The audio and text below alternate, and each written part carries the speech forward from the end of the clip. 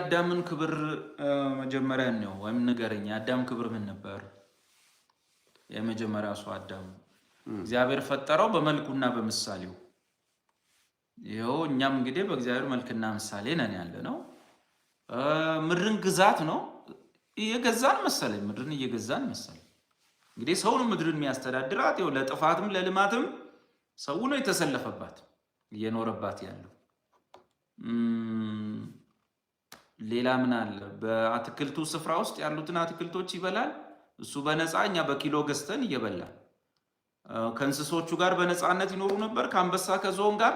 ዛሬ በሰላምም ባንሆን ከርቀት ፎቶ እያነሳናቸው አሉ።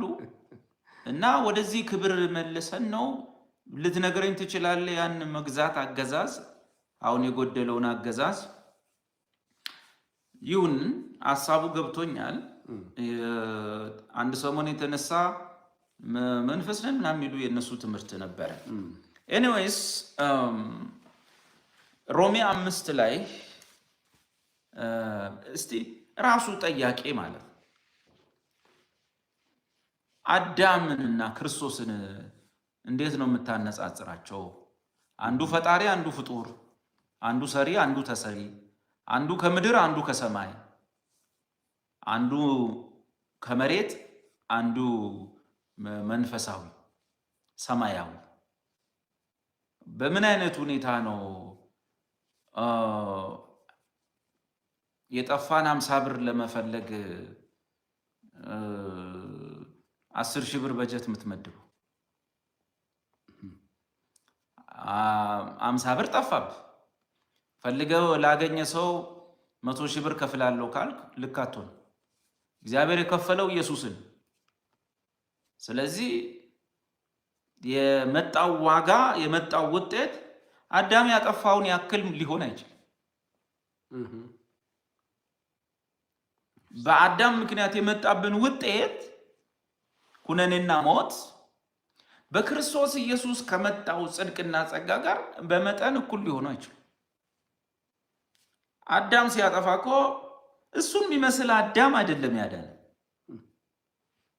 ሁለተኛው አዳም ወይም የመጨረሻው ሰው የመጨረሻው አዳም ከሰማይ ሰማያዊ ከፍታው ላይ ይሄ እኮ ከምድር አፈር የተበጀና በምድር ላይ በስተምስራቅ የተቀመጠ ሰው ያ እኮ ቃል ነው። ሁሉ በእርሱ የተፈጠረበት ነው። ዓለማት ሁሉ በእርሱ ተጋጥሞ የተያዙለት እሱ እኮ ነው የመጣው። ያ ተመን የለሽ ወልድ ተመን ያለውን አዳም ወደ እሱ ክብር ሊመልሰን እንዴት ሊሆን ይችላል? ወደ ገዛ ክብሩ ሊያስገባን ካልሆነ በቃ እንደዛ አይነት አዳም ያመጣውን ውጤት ለመካስ እንደዛ አይነት አዳም መፍጠር እግዚአብሔር አያቅተው። ግን አሁን አልፈጠረም፣ ራሱ መጣ። ስለዚህ በአዳም በኩል በመጀመሪያው አዳም ያጣነው ነገርና በሁለተኛው አዳም የመጣው ነገር መጠኑ እኩል አይደለም። አዳም ከአትክልቱ ቦታ አስወጣን፣ ክርስቶስ መጣና ወደ አትክልቱ ቦታ መለሰን። ኧረ ወደ አትክልቱ ቦታ አልመለሰንም ወዳጅ። አዳም እኮ የነበረበት ገነት እዚህ በምድር ላይ በስተምስራቅ እንደሆነ ሰማይ ላይም እንዳታረጉት እንዴ። ጳውሎስ የሄደበት 3ኛ ሰማይ አለ፣ እሱም ገነት ይባላል። የአዳም የነበረው በምድር ላይ በስተምስራቅ ነው። የአትክልት ስፍራ እግዚአብሔር ያበጀለት ጠብቀው ተንከባከበው ያለ። ከምድር አፈር እኮ ነው ሰውየውን ይሰራው፣ ከመሬት መሬታዊ። ቆሮንቶስ 15 ላይ አይገናኙም። አዳም ወደ አትክልቱ ራቁቱን ይኖር ነበር፣ ከሚስቱ ጋር ይተፋፈሩም ነበር። ከዛ ክርስቶስ መጥቶ ተሰቅሎ ልብስ አስወለቀን። ሚስቶቻችንና እኛ መንገድ ላይ ራቁት እንድንሄድ አደረገ። ፍራፍሬ በነፃ እንድንበላል። እንደዛ ነው ያደረገ። ከአንበሶች ጋር ከእንትኖች ጋር አትክልቱ ቦታ በነፃነት እንድንኖር ከአንበሶች ጋር ነው ያደረገን። ኧረ አይደለም ወዳጄ፣ በጭራሽ እንደዛ አይደለም። ምንድን ነው የሚለው ሮሜ 5 ቅዱስ ጳውሎስ ሐዋርያው ይመልስልናል። በአዳም በኩል በሰው ልጆች ላይ የመጣው ኩነኔና ሞት አለ።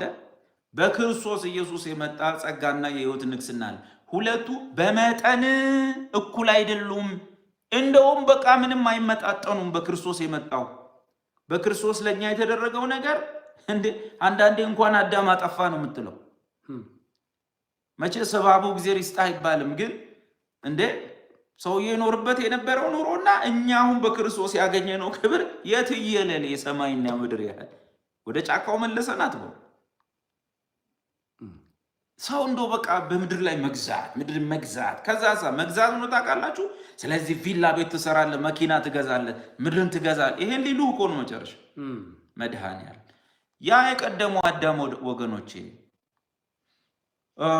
በእግዚአብሔር አብ ቀኝ ተቀምጦ ያውቃል እንዴ? በቀኙ በእግዚአብሔር ቀኝ ተቀምጦ ያውቃል? አያውቅም። እኛ እኮ በቀኙ አሁን አለን። እዚህ አሁን እንደዚህ የደከመኝ ግን በክርስቶስ ኢየሱስ ሕይወቴ በእግዚአብሔር ዘንድ ተሰውሮ ነው ያለው። በቀኙ ተቀምጬ ነው ያለው። በክርስቶስ ተፈጽሜ ነው ያለው። ወዘተ ወዘተ ወዘተ ምን አገናኛቸው? እና ክርስቶስ መጥቶ አዳም ወደ ነበረበት ነገር መለሰን ብቻ ማለት ክርስቶስን አለማወቅና በክርስቶስ የተፈጸመልንን ታላቅ መዳን አለማስተዋል ወይንም ቸል ማለት ወይንም አለማወቅ። ንባቡን ሮሜ 5 ላይ ያነቡት። ሞት በአዳም ሕይወት በክርስቶስ ቁጥር 12 ጀምሮ በአንድ ሰው ምክንያት ኃጢአት ወደ ዓለም ገባ፣ ኃጢአት ገባ፣ በኃጢአትም ሞት። ስለዚህ ኃጢአት ገባ፣ ሞት ተከተለ። ስለዚህ ሰው ሁሉ ላይ ሞት ደረሰ። ቁጥር 14 ማነው ቁጥር 15 ላይ ነገር ግን ስጦታው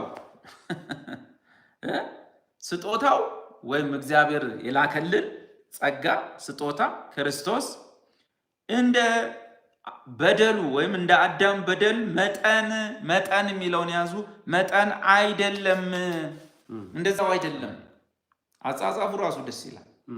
ነገር ግን ስጦታው የእግዚአብሔር የላከው ስጦታ እንደ ሰውየው ወይም እንደ አዳም በደል መጠን እንደዛ አይደለም። አጻጻፉ ራሱ ይላል እንደ በደሉ መጠን እንደዚያው አይደለም። እኩል አናርግ። አዳም አስወጥቶን ነበረ፣ እንደዚህ መለሰን። ኧረ ይሄ ከዛ ያልፋል። መጠኑ እኩል አይደለም። በአንድ ሰው በደል ብዙዎች ሞተዋል። አዎ የታወቀ ነው። ነገር ግን የእግዚአብሔር ጸጋና በአንድ ሰው በኢየሱስ ክርስቶስ ጸጋ የሆነው ስጦታ ከዚያ ይልቅ ለብዙዎች በዛ፣ የበዛ ነው የመጣው። እኩል አይደለም። ወደዛች ወደ ነበረው መልሰን አይደለም። ከዚያ ይልቅ ካጣነው ይልቅ እጅግ የበዛ ነገር በክርስቶስ ሆኗል። ቀጥሎ ቁጥር 16 እንዲህ ይላቸዋል። አንድ ሰው ኃጢአት በማድረጉ ማለት አዳም ኃጢአት በማድረጉ እንደሆነው መጠን እንደዚያ ስጦታው አይደለም። በኢየሱስ ስም ምን ሆነዋል ሰዎቹ? አዳምን ግዛ ብሎት ነበረ እንዴ? መግዛት ምንድነው? ምድርን ማስተዳደር ነው። ይኸው እናም እንግዲህ ያቀማችንን እየገዛን እያስተዳደር ምድርን ማን ነው ባይዞ የሚገዛት? መንፈሳዊውን ዓለም አላልኩም፣ ምድርን ነው ግዛት የተባለው። እና ምድርን አሁን ምንድነው? የዓለም ገዢና የምድር ገዢ ይለያያል። በነገራችን የዚህ ዓለም ገዢ የህይወት ስርዓቱ ገዢ ማለት ነው። ምድርን ግን አሁን የሚያርሳት የሚቆፍራት ምን ለልማቷም ለጥፋቷም እያስተዳደረ ያለው ዝሆን ቀጭን አይደለም፣ የሰው ልጅ። እና አንድ ሰው ኃጢአት በማድረጉ እንደሆነው መጠን እንደዚያ ስጦታው አይደለም። ስጦታው እንደዚያ አይደለም። ፍርድ ከአንድ ሰው ለኩነኔ መጥቷልና ስጦታው ግን በብዙ በደል ላይ ለማጽደቅ መጣ። ይገናኛል። ያኔ አንድ ሰው መጣ፣ አበላሸ፣ ወደ ሰው ሁሉ። ክርስቶስ ሲመጣ ግን ሰው ሁሉ እንደ መጀመሪያው አዳም ከመጀመሪያው አዳም ብዙ ኃጢአተኛ። ስለዚህ አንድ ሰው ለሰራው ኃጢአት አልሞተም፣ ሁሉም ለሰሩት ኃጢአት ሞተ። ያመጣው ነገር ያ ሰው የኛ ላይ ካመጣው ጋር አይገናኝ። አንዱ በደለ፣ ሁሉም ላይ ኃጢአት እና ሞት ተከተለ። ኢየሱስ ሲመጣ ግን ምድር ሁሉ እንደ አዳም እኮ አትብላ የተባለ አንድ ፍሬ ነው የበላው። ኢየሱስ ሲመጣ የነበረው ሰው የሰራው ኃጢአት አንድ ነው። እንግዲህ በአንድ በደል ምክንያት ቁጥር 17 በአንዱ በደል ሞት በአንዱ በኩል ከነገሰ ይልቁንም የጸጋን ብዛት እና የጽድቅን ስጦታ ብዛት አይገናኝም። አሜን። ያ ሰውዬ ያሳጣን ነገርና ይሄ የመጣው የጽድቅ ስጦታ ብዛት የሚቀበሉ በአንዱ በኢየሱስ ክርስቶስ በኩል በሕይወት ይነግሳሉ። ዋናው መቀበል። የመጣው መጠኑ እንደመጀመሪያው አይደለም። መቼስ ሔዋንን ስለዚያ ቀን እናመሰግንሻለን አንላትም። ነገር ግን በአዳም በኩል ያጣነው ነገርና በክርስቶስ ጸጋና በእግዚአብሔር ስጦታ የመጣው የጽድቅ ብዛት በመጠን አንድ አይደሉም። ምድርን ስለመግዛት መሬት መኪና ትገዛለህ ምናምን ስለሚልም ነገር አይደለም። ስለሚልም ከዛ ያለፈ ክብደት ያለው ነገር ነው ያገኘው። እዚህ መጠናቸው እኩል አይደለም። እንግዲህ በአንድ በደል ምክንያት ፍርድ ለኩነኔ ወደ ሰው ሁሉ መጣ፣ እንዲሁም በአንድ ጽድቅ ምክንያት ስጦታ ሕይወትን ለማጽደቅ ወደ ሰው ሁሉ መጣ እያለ ይቀጥላል። ስለዚህ በመጠን አይገናኝም። ኦኬ፣ እግዚአብሔር የተባረከ ይሁን። ወደሚቀጥለው ጥያቄያችን እናልፋለን። የመለኮት ሙላት በሰውነቱ ተገልጦ ይኖራልና እናንተም በእርሱ ተሞልታችኋል ይላል ቆላስይስ ምዕራፍ 2 ቁጥር 9 ላይ። ተሞልታችኋል ማለት ምን ማለት ነው ይላል። ከእግዚአብሔር አንጻር የሚጠበቅባችሁ የጽድቅ መጠን ሙሉ ነው። ተሞልታችኋል ወይም ኮምፕሊት ሆናችኋል። እግዚአብሔር ከሰው የሚጠብቀውን ጽድቅ በልጅ ውስጥ አግኝቶታል። የሚያምንበት ሰው ያ የእግዚአብሔር ጽድቅ ለእርሱ ተቆጥሮለታል። በክርስቶስ ውስጥ ያለው ጽድቅና ብቃት ተቆጥሮለታል። እርሱ በእግዚአብሔር ፊት ሙሉ ነው አይደለም? ክርስቶስ እንዲሁ እናንተ በእርሱ ሆናችሁ በክርስቶስ ኢየሱስ ተፈጽማችኋል። የሞላ ብርጭቆ ውስጥ የሞላ ውሃ ላይ ጎደለ ብለን እንደማትሞላው ከጽድቅ አንጻር ከእግዚአብሔር ዘንድ ካለን ተቀባይነት አንጻር እግዚአብሔር ልጁን በተቀበለበት መጠን ተቀብሎናል። ዊ አር ኮምፕሊት ነን ኢን ሂም ማለት ነው። ኢን ክራይስት ተፈጽመናል። ይሄ ቃል የግሪኩ ፕሌዮ የሚለው መሰለኝ።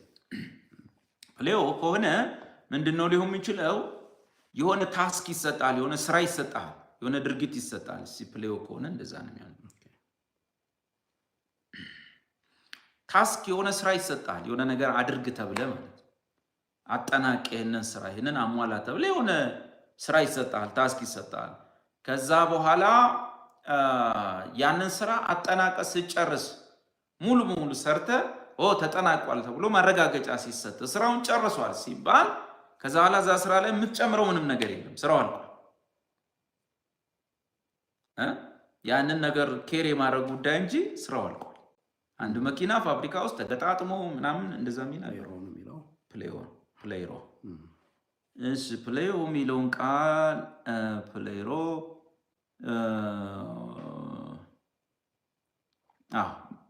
ሰርቶ ማጠናቀቅ እና ደግሞ ለምሳሌ በዚህ ላይ እንዴት ብሎ እንደተረጎመው እሺ to make replete, to cram, level up,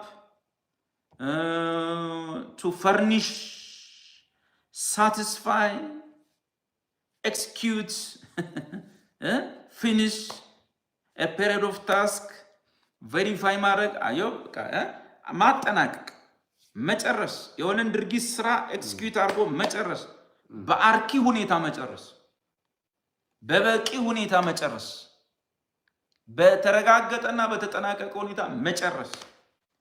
ለዚህ ጽድቃችን በክርስቶስ ያገኘነው ህይወት አሁን እኔ የምጨምርበት አሁን እኔ የምቀጥልበት ነገር እንዳይኖር ተደርጎ ሙሉ በሙሉ ፕሌይሮ ሆኗል፣ ተፈጽሟል፣ አልቋል። ያንን ህይወት ገልጠዋለሁ፣ ያንን ህይወት እኖራለሁ እንጂ ያንን ህይወት ለማግኘት ቸርችም አልመጣም፣ ገዳምም አልገባም። በክርስቶስ ተፈጽሜያለሁ ማለት ነው። ሙሉ ሆኛል። እግዚአብሔር ከአማኙ የሚጠብቀውን ጽድቅና ብቃት በክርስቶስ እግዚአብሔር አግኝቶታል በእኔ ውስጥ።